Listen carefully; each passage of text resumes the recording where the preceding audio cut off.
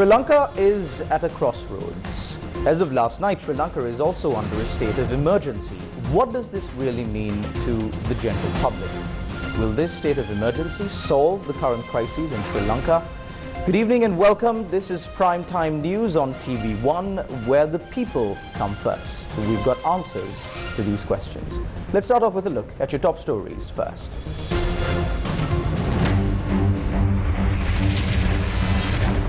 Supply of gas to the market comes to a grinding halt. Frustrated consumers protest, demanding gas.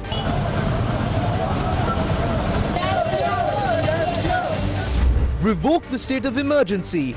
Bar Association informs the government. Diplomats also voice their concern. Says state of emergency will not solve Sri Lanka's issues. Samagi Janabalavagiya and the Jatika Janabalavagiya come to a consensus on forming an all-party government without the president.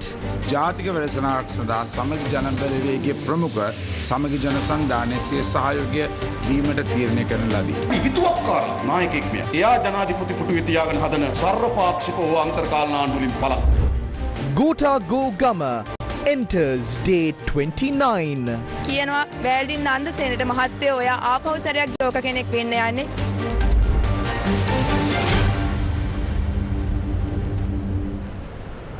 In your top story tonight, the shortage of domestic gas cylinders in the market has severely affected the general public. Limited stocks of gas cylinders were issued to certain institutions that provide essential services.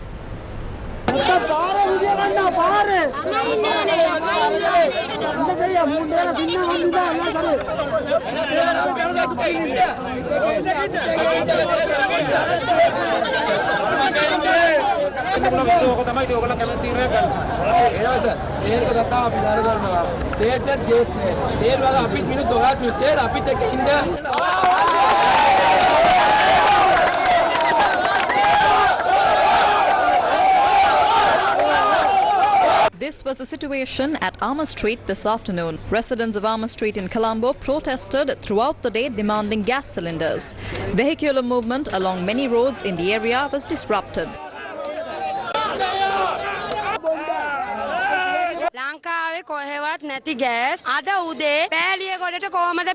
How did gas cylinders that were not available anywhere in Sri Lanka brought to Paliagoda today? Is Paliagoda a part of Japan? How are rich businessmen getting access to gas that is not available to our children and poor people? Doesn't the money of the poor people have any value?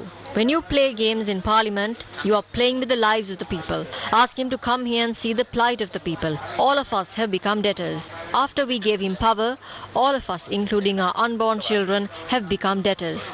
Please ask him to leave with his entire family or give us citizenship in some other country and send us there. We will go. Then he can eat this country any way he wants.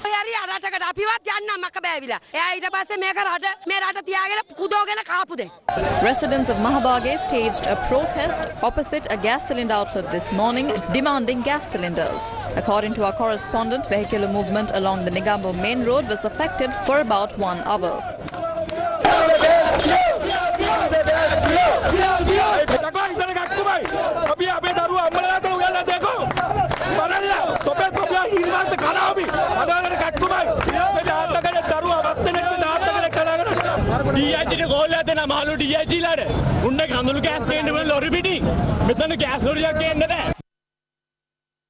A protest was staged at the Palavata junction at about 12:30 this afternoon.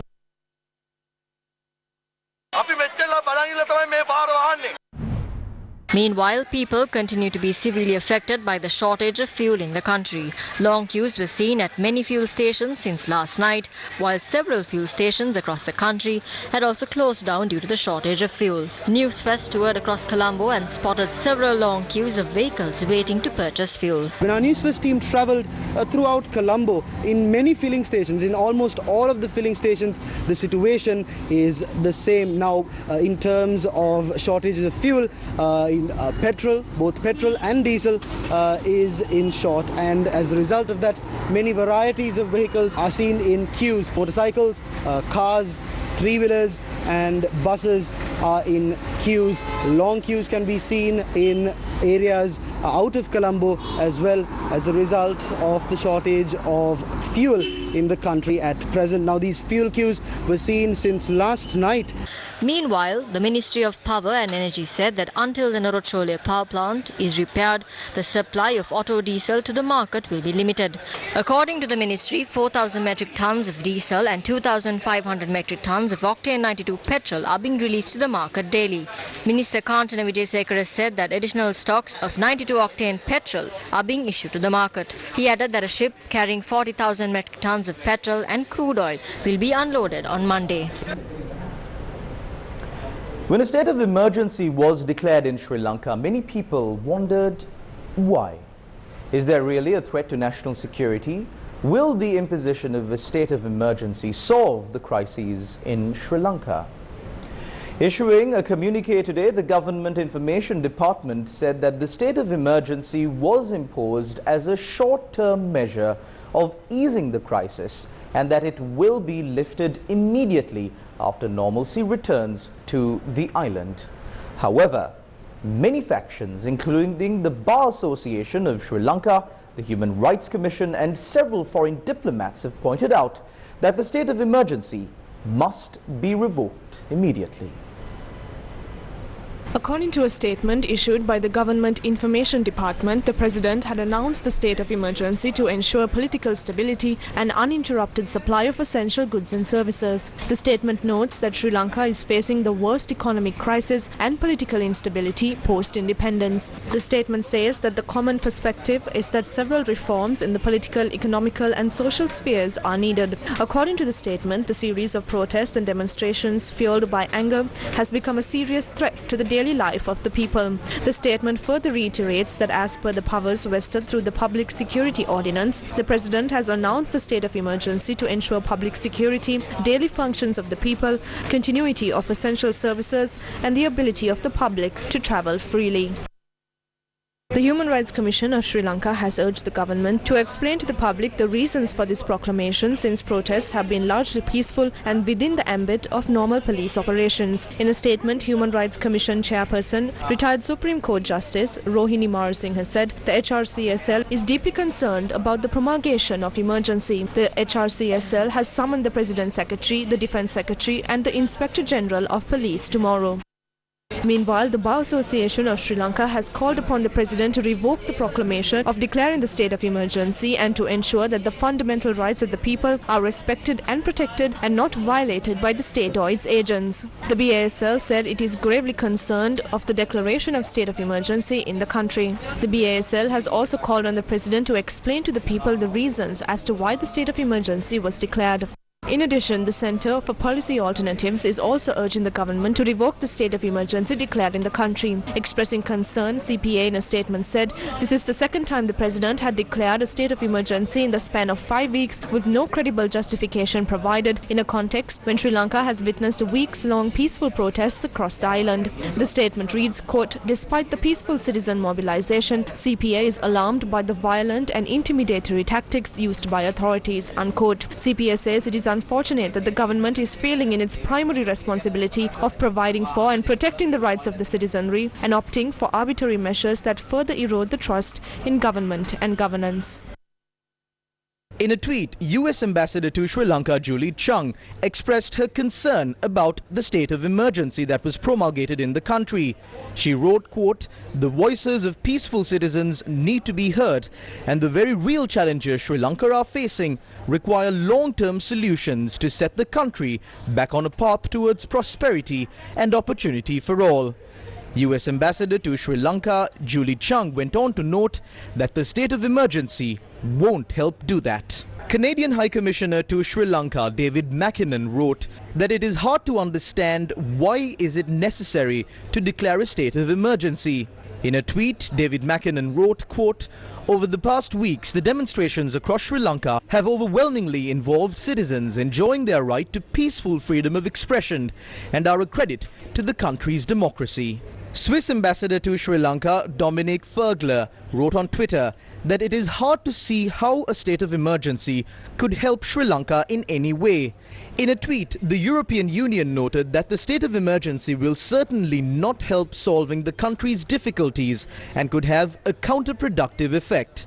New Zealand's High Commissioner to Sri Lanka, Michael Appleton, wrote on Twitter that New Zealand is concerned that Sri Lanka is again in a state of emergency without a clear rationale provided. He wrote, quote, Sri Lankans whose recent protests have been overwhelmingly peaceful deserve to have their voices heard, unquote. The Norwegian ambassador to Sri Lanka, Trina Eskadel, wrote on Twitter that using tear gas on peaceful protesters and declaring a state of emergency when the protests have been peaceful and while Parliament is adjourned is concerning. She urged all sides to act with restraint. Writing on Twitter, the UN resident coordinator of Sri Lanka, Hannah Singer, said, quote, limitations to the exercise of fundamental rights and freedoms are only acceptable when exceptional, proportional and justified. But peaceful expression of dissent is not an emergency, unquote. The UN resident coordinator went on to note that the root causes for the dissent must be tackled. The British High Commissioner to Sri Lanka, Sarah Hulton, writing on Twitter, said, quote, a democratic and peaceful approach is essential to resolve the current challenges, unquote. She went on to note that right to peaceful protest and freedom of expression must be respected alongside all fundamental rights. Emergency laws restricting those rights work against democratic dialogue and solutions, unquote. The United Nations International Children's Emergency Fund said it is concerned with reports of violence during protests involving children. In a statement, the United Nations Children's Agency emphasized that all actors must guarantee the right to peaceful assembly and freedom of expression, including for children. The UNICEF has called on law enforcement agencies to avoid the use of force and ensure that fundamental guarantees for the protection of children remain applicable everywhere at all times. The protest at Gota Go Gama opposite the President's office in Colombo has been continuing for almost a month now. For the latest details, we now cross over to Newsfirst's Rochelle Thumodara, who is at the location. Rochelle, what's the latest from the site? For the 29th consecutive day, the protesters at Golfways still standing strong, demanding for their rights and demanding for a clear change in the system. Now, a special sight that was observed today was a large number of venerable Theros joined here at the Golfways protest opposite the President's office.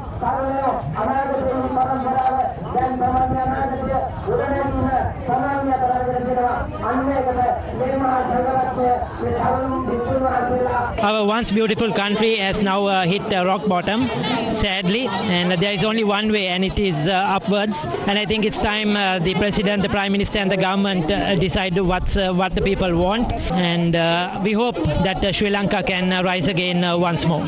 We have been governed by rulers who promised us development, and we were all happy, and we voted and we looked up to them, called them honorable, thinking they were developing our country. But now when we look, they have brought us and made us beggars. So now the people, the children, the youth has come out onto the roads, and we want a governance that is people's friendly and will answer the quest and the needs of the people. The young generation has come forward, and I think these old people have to step out, step down, and we want Gota going home. He needs to go home, and including his brother, the Prime Minister, they both have to step down. Protests organised by the people continued across several areas in the island today. The protesters opposite the President's office at Golfways Green have been protesting for close to a month, demanding the resignation of the President. Large crowds, including lawyers, flocked to Gota Go Gama this morning to support the people's struggle.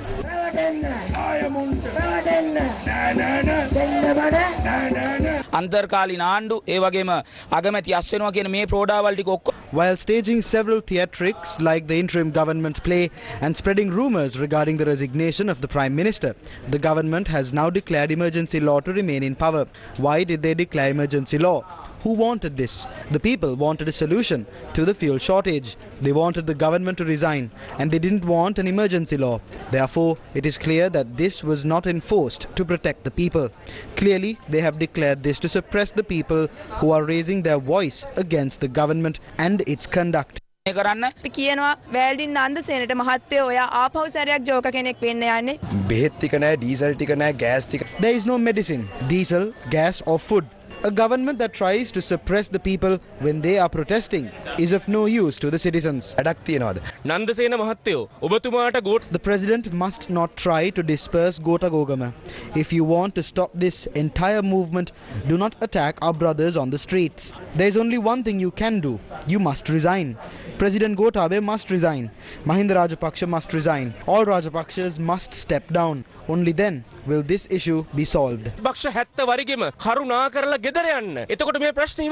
Protesters alleged that the main banner set up at the protest site opposite the president's office has been removed. However, steps were taken to set it up again.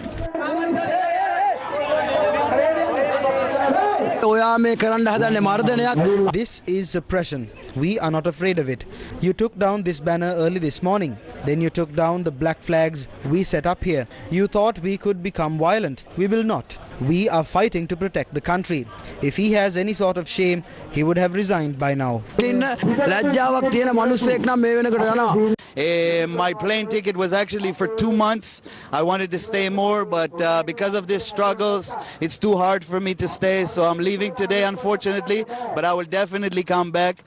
What I've learned that in my country, we have everything. We have fuel, we have food, we have money, good jobs, nice people, nice places, but still, we're not united as the people that are here. The struggle keeps everybody here stick together. I've witnessed situations where two people that never met each other just gave hugs because of this struggle. In order not to give the power to the people, they're cutting supplies, they're stealing the foreign currency, and I can say that Putin, Gota, Hitler, all the same.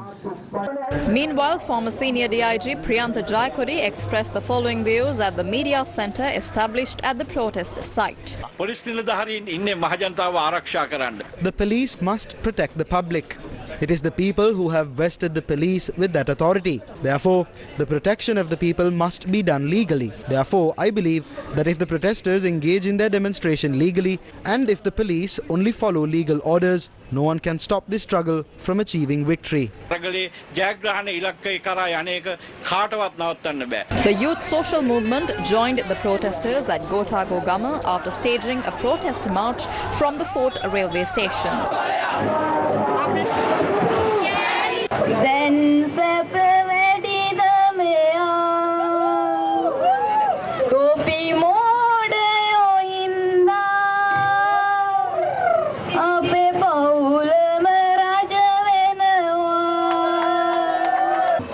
A group of dubbing artists also joined in the protest.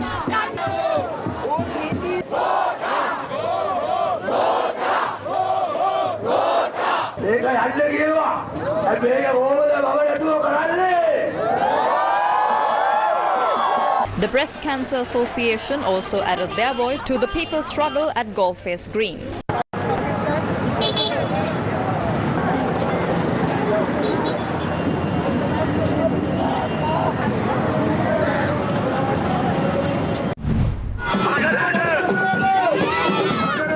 Protests were staged across the country calling for the resignation of the President and Prime Minister.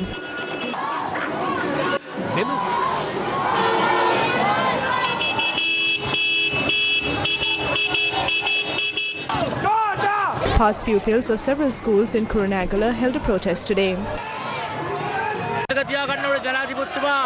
Mr. President, don't forget that the 6.9 million people who brought you into power had confidence in you. If you are responding to that confidence with poles, bullets and tear gas, is it wrong for us to raise our voice against that? We will continue our struggle until you quit.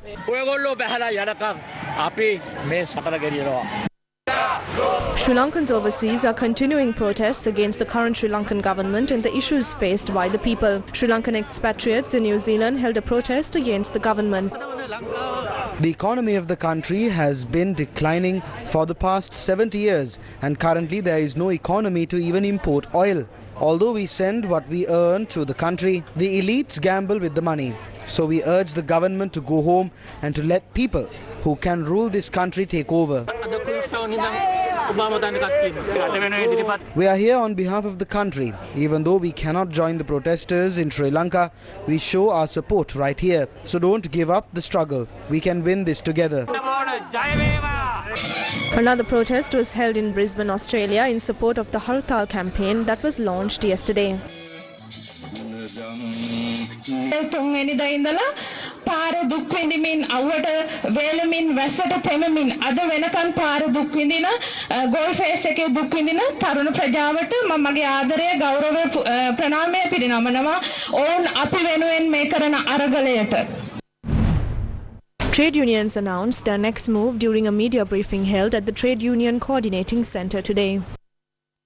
We will prepare the working class of this country next. Go for the solution the people are demanding. A week full of trade union actions will be carried out from the 6th to the 13th. A trade union conference will be held on the 11th. If the government declared the state of emergency to suppress the struggle of the people, they must immediately withdraw it. We would like to reiterate to the government, you will have to go forward with the people of this country.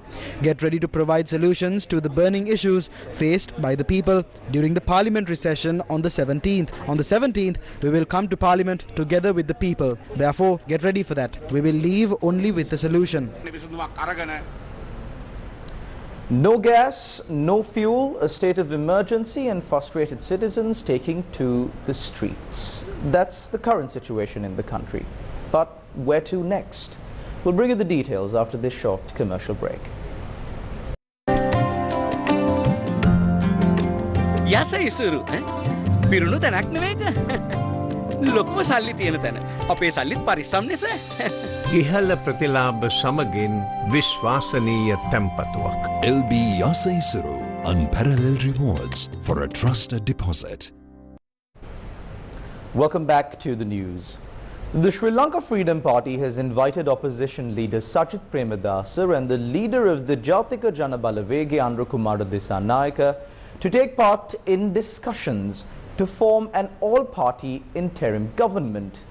A letter sent by the Sri Lanka Freedom Party highlights that the best solution to the prevailing crisis in the country is a discussion to come to a political consensus among all parties represented in Parliament. Against such a backdrop, the Samagi Janabalawege has changed their stance and has now agreed to support the proposals put forward by the Bar Association of Sri Lanka. A special discussion was held between the Samagi Janabalawege and the parties in the SJB alliance. After a long discussion regarding the prevailing crises in the country, I would like to announce this statement to the press. The SJB alliance, led by the Samagi Janabalawege, paid attention to the national program brought forward by the BASL. As mentioned in the program of the BASL, we consider the abolition of the executive presidency as a preliminary requirement to solve the crisis faced by the people. Accordingly, the SJB alliance, led by the Samagi Janabalawege, has agreed to a national program based on the proposals presented by the BASL to bring economic stability and introduce solutions to the issues faced by the people. Samagi Janasandhane siya sahayogya deemata tirne karana ladi. Meanwhile, the Jatika Janabalawege points out that an interim government or an all-party government which involves the president is not the solution. Leader of the Jatika Janabalawege, Anurakumara Dissanayake, expressed the following views at a rally organized by the National Bhikkhu Front today under the theme, "Let's end the 74 years cursed reign and bring a people-friendly rule." The selfish decision made by the president to ban the importation of chemical fertilizer was reversed. All farmlands were destroyed. Today he is saying that he will provide fertilizer again. Can he be forgiven for the mistakes he made? They printed 4 billion in a year. Can these mistakes be taken lightly? These are serious mistakes. After destroying the main economic hubs, Ali Sabri is apologizing in Parliament. These mistakes cannot be forgiven. Therefore, a government led by this president cannot move forward. If the president and the prime minister resign and the Parliament comes to an understanding, we will consider it. This president must be completely held responsible for this disaster. He is a selfish and a foolish leader. The interim and all-party governments are of no use. The Sri Lanka Freedom Party and 11 other parties have agreed to support the no-confidence motion presented by the opposition. They arrived at this stance following a meeting that was held in the official residence of former President Maithripala Sirisena. We can support the no-confidence motion. We discussed two things regarding the matter. We will pass the no-confidence motion. What are we going to do after that? Will Sajith Premadasa and the Samagi Jana Balawegaya take over the government? Or else, will we proceed with an interim government consisting of all parties of the current opposition? We sent a letter to Sajith Premadasa regarding the matter. We will discuss these matters because if the Prime Minister and the Cabinet resign on Monday, then the no-confidence motion will no longer be valid.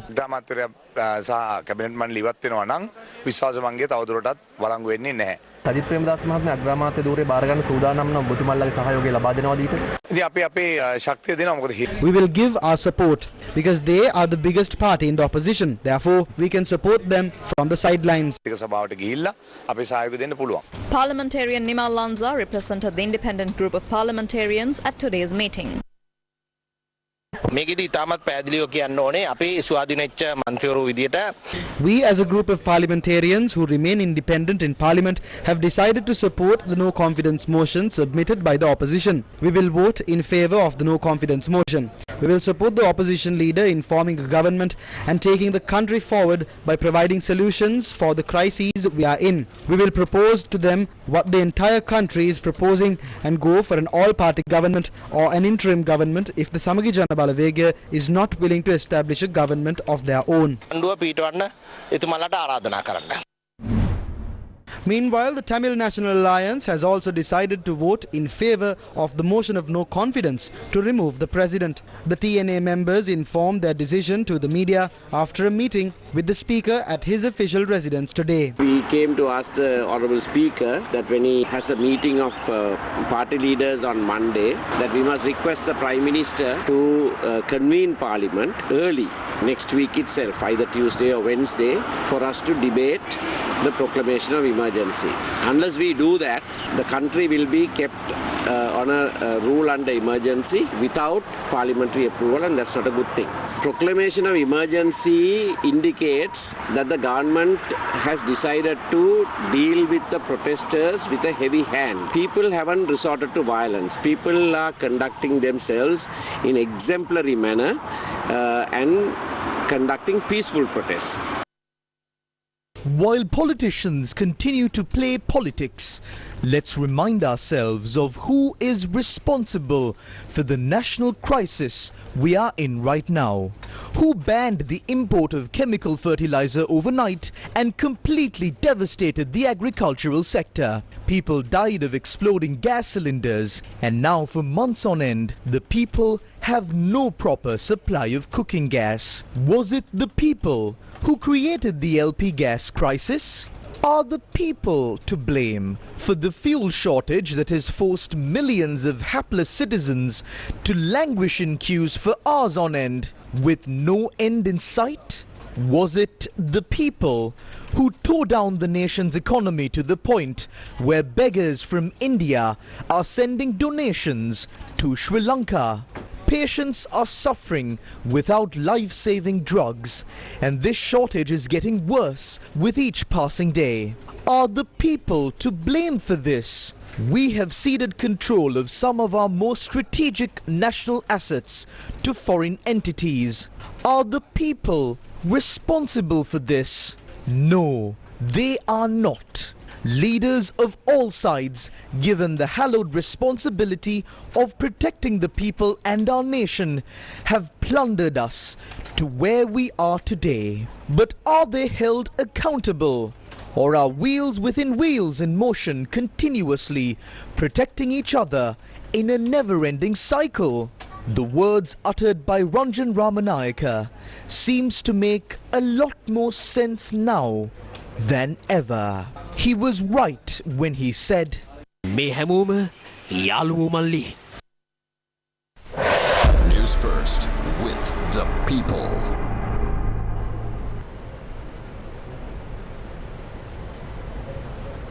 Moving on in more local news,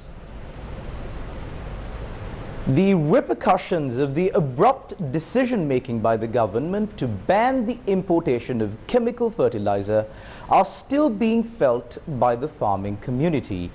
Farmers point out that neither compensation for the damages caused to their fields during the Maha season due to the fertilizer crisis, nor fertilizer required for the Yalla season have been provided to them. Protests were staged by farmers today, highlighting this issue. Farmers of the Min area LB area engaged in a protest in Kaudulla Hinguraggoda today. Farmers demanded the resignation of the government as they have failed to provide fertilizer for the Yalla season. Farmers point out that despite the water being released to the farmlands under the Min area project until the 10th, preparation activities have not commenced.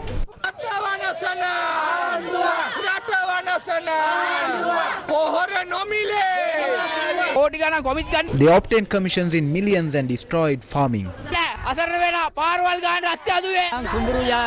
The cultivation lands have been destroyed. We cannot cultivate without fertilizer.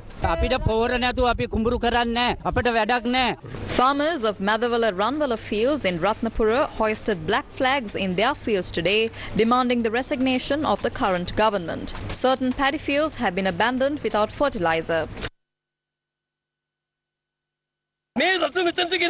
Who brought the country to this point? It is the set of thieves called the Rajapakshas. We have no country until they step down.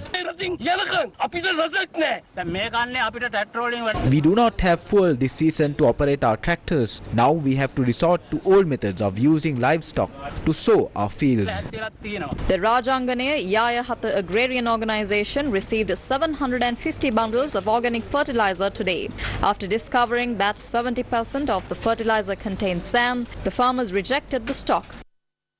We received 750 bundles of organic fertilizer. We tested a bundle by soaking it in water. It contains a lot of sand. These are national crimes. 6,000 acres of fields are being cultivated under the Saliyavawa Neelabama project. However, the farmers point out that the fertilizer crisis has heavily affected their cultivation activities.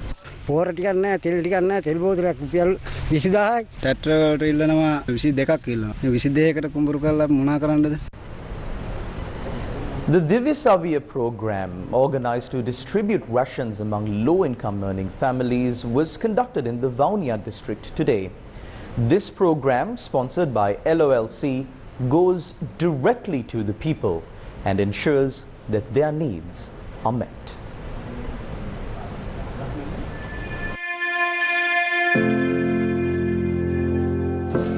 Food packs were distributed among families in need at 8 locations in the Vaunia district as part of the Divisavya program today.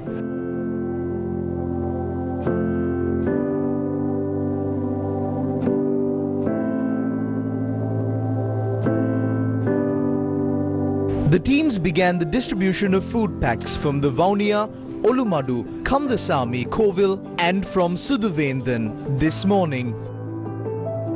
The Divisavya program aims at identifying families in need and providing them with food packs to help them tide over these difficult times.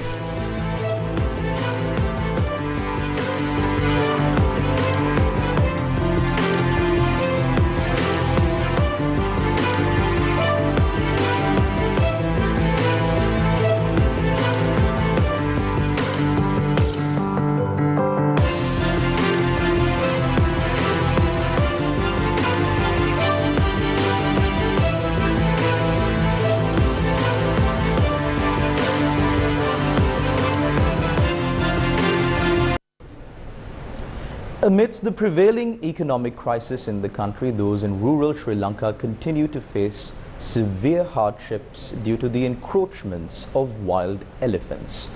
Not only to rural villages, Seeing wild elephants in urban areas has become a common sight these days. These are some of the footage captured of wild elephants trying to enter a building which is used to conduct tuition classes close to the Mahyangane town. We leave you tonight with these visuals. Take care, good night, and God bless.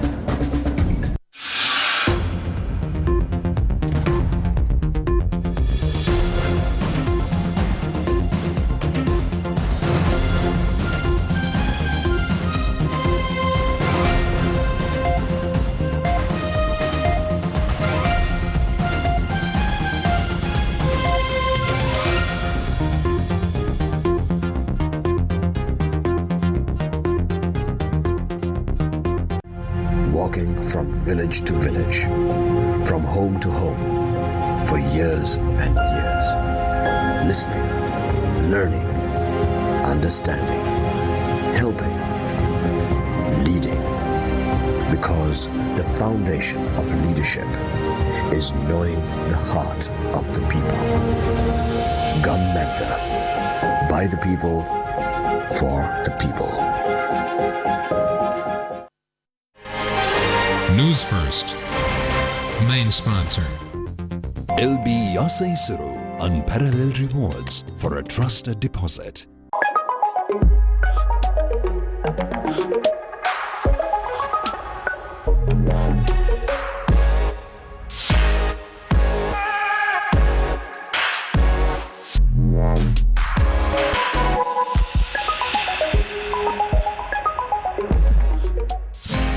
TV1 රැස් වී දෙන ජීවිතේ